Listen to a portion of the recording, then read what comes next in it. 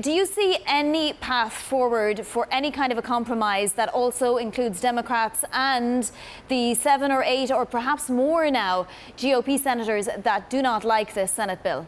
Well, I think it's a great opportunity for the Senate to come together and figure out exactly what they want to do. The House bill was more about tax cuts and dramatically changing the underlying Medicaid program, which has been in place for over 50 years.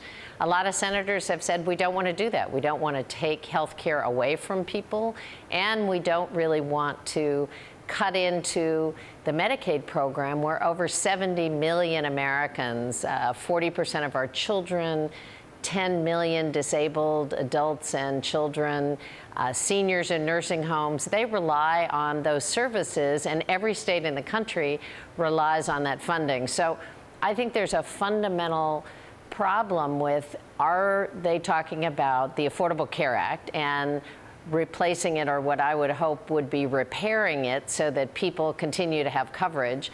And then let's have a separate conversation about Medicaid and what the issues and problems are. Sure, but Secretary Sebelius, we're speaking as if we had a whole, semester or a whole year or even a term to get this done. And GOP leaders, Senator Mitch McConnell, saying he wants something in place by tomorrow that can then be scored over recess. But that's simply not going to happen, is it? Actually, he's the one who's playing beat the clock.